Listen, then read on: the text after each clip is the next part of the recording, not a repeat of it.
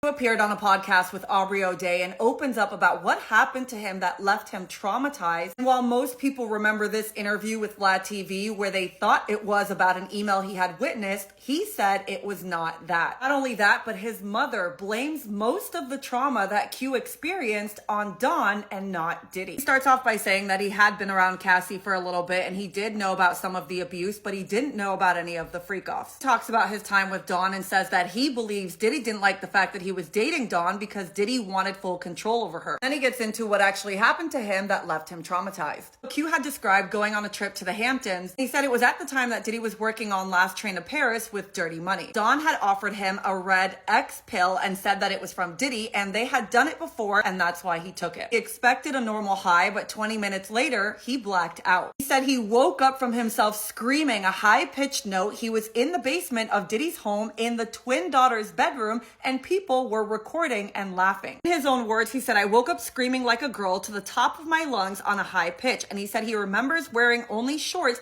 because he was jumping in the swimming pool. I saw phones and lights. It wasn't a video camera. It was a phone camera light. Q said he could not have possibly woken up that night. And the fact that he woke up screaming makes him feel like it was something sacrificial. Someone was trying to hurt him or take him out. During this interview, his mom broke down a lot. He said when he came back from this incident and from being back around Dawn and them, she couldn't understand what was happening to her son. He said he was around 18, 19 years old and he was locked up in his room talking crazy and they had to have him admitted into a hospital. They found stuff in his system. They thought it was K2, but they couldn't determine what it was. And she said this wasn't just something hereditary in terms of his mental health. What's crazy is he said whatever that pill was that was given to him broke him down to the point where he had a childlike mentality. He said he was drawing scribbles. He thought he was seeing dinosaurs. I don't know much about substances. I don't know what that could have been that was given to him, but that is terrifying. Q opened up even more, saying that he was admitted into the hospital numerous times, and it wasn't until a few times going that he admitted that he felt like Diddy was coming after him or trying to hurt him. Q also opened up about another situation where he says he was on Making the Band 4 and Diddy on the show made it seem like he was going to send him home. In reality, he didn't actually go home. He went to the Super Bowl with Dawn, Cassie, Diddy, and Diddy's team. Afterwards, they went to the club and he said that Diddy was getting into his SUV and Harv Pierre was in it and he asked Harv to get out and asked him and Dawn to get in and sit in the back with Cassie. He said, I was on Making the Band 4. I didn't really know him and he's asking me where I'm from and I just felt like that was a really weird introduction. And he said, my mom believed that Dawn was grooming me for Diddy. Aubrey interjected saying for him to kick out Harv Pierre out of the car and to bring in Q and Dawn is just a really weird thing for Diddy to do. His mom said, I really feel like if I wasn't there for him the way that she was, they would have sucked him into something more. His mom said, Q and I are very close and I think because Dawn knew how close we were, it stopped a lot. He said in the car, there was nothing uncomfortable. Nobody crossed the line, but he was asking questions and Cassie was just very quiet. She was just sitting there and like she seemed like she didn't want to go through with whatever he was getting ready to orchestrate. She seemed like she was uncomfortable. Aubrey then asked Q, is it possible that Dawn was a victim too? And he said, I'm not here to say she's not a victim.